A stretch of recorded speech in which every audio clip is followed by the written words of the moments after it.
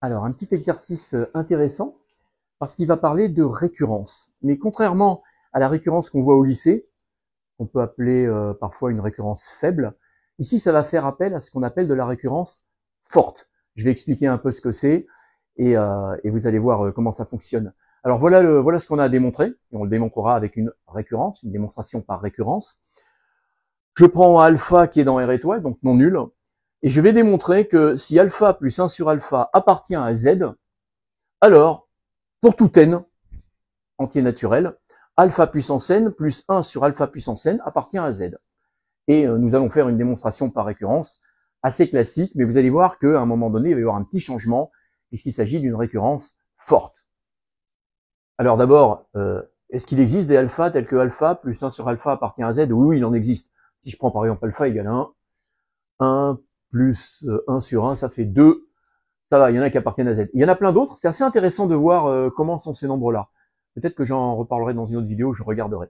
Mais en attendant, ça démarre par une démonstration classique par récurrence. Donc on commence par l'initialisation et manifestement cette propriété est vraie pour n égale 0, sans problème. Alpha n'est pas nul, donc n'importe quoi, la puissance 0, ça fait 1. 1 plus 1, ça fait 2. Elle est vraie aussi pour n égale 1, parce que si alpha plus 1 sur alpha appartient à z, il est bien évident que alpha puissance n plus 1 sur alpha puissance n appartient aussi à z si n vaut 1. Regardons maintenant l'hérédité. Et c'est là qu'il va y avoir un petit changement par rapport à la récurrence que vous voyez au lycée. Donc, on suppose donc que la propriété est vraie. Donc, alpha plus 1 sur alpha appartient à z implique alpha puissance n plus 1 sur alpha puissance n appartient aussi à z. Donc on va supposer que ça, c'est vrai. Alors attention, hein, dans la récurrence classique, pour n, alors on avait pris 1, donc supérieur ou égal à 1. Donc je suppose que mon hypothèse de récurrence est vraie. Pour un n supérieur ou égal à 1, et donc ça, ce serait la récurrence normale, la récurrence faible. Avec la récurrence forte, c'est pas tout à fait la même chose. Alors voilà ce qu'on va écrire. On va donc supposer pour la récurrence forte, non pas que la propriété est vraie pour un n supérieur ou égal à 1, mais on va supposer qu'elle est vraie jusqu'à n avec n supérieur ou égal à 1. Ça veut dire quoi? Ça veut dire qu'on va supposer qu'elle est vraie pour tous les n qui précèdent 1. Bon, ici, ça en fait pas beaucoup. Alors qu'avant, on supposait juste que c'était vrai pour un n supérieur ou égal à 1. Maintenant, je vais supposer, récurrence forte, que c'est vrai pour tous les n jusqu'à un n supérieur ou égal à 1. Ça fait quand même une sacrée petite différence. Je dois donc montrer que alpha, donc montrons que alpha puissance n plus 1 plus 1 sur alpha puissance n plus 1 appartient à z. Et mon hypothèse de récurrence, ce n'est pas juste que alpha puissance n plus 1 sur alpha puissance n appartient à z.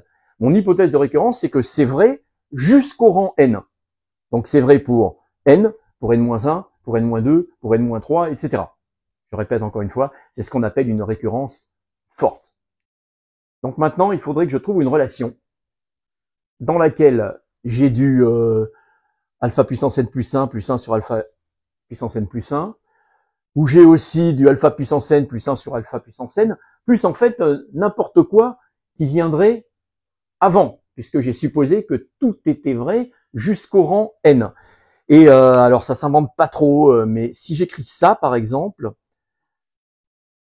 et quand je l'écris comme ça vient, je dirais, assez naturellement, mais il faut quand même avoir une certaine expérience, il faut avoir fait ce genre d'exercice Faut pas croire que ça peut s'inventer comme ça. L'idée, je répète, c'est de trouver une relation liant ces quantités-là dont je viens de parler.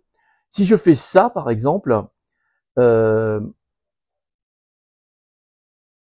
si je fais ce produit est intéressant parce que là, j'ai alpha plus 1 sur alpha par hypothèse de récurrence, il est dans Z. Alpha puissance n plus 1 sur alpha puissance n, il est aussi dans Z.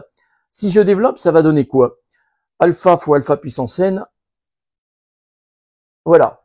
1 sur alpha fois 1 sur alpha puissance n, le voilà. Et malheureusement, il va y avoir un petit morceau qui va dépasser. Alors regardons le morceau qui dépasse. Alpha fois 1 sur alpha puissance n. Ça fait 1 sur alpha puissance n moins 1.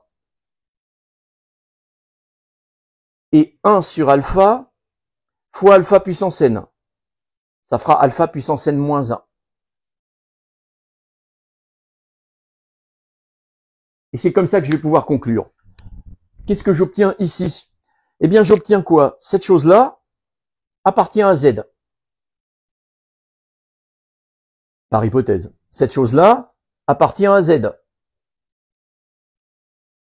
Cette chose-là appartient aussi à Z. Et c'est là que la récurrence forte agit.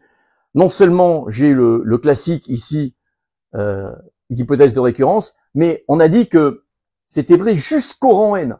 Donc c'est vrai aussi avant n. Avant n, c'était ce truc-là. Ça appartient à Z, ça appartient à Z, ça appartient à Z.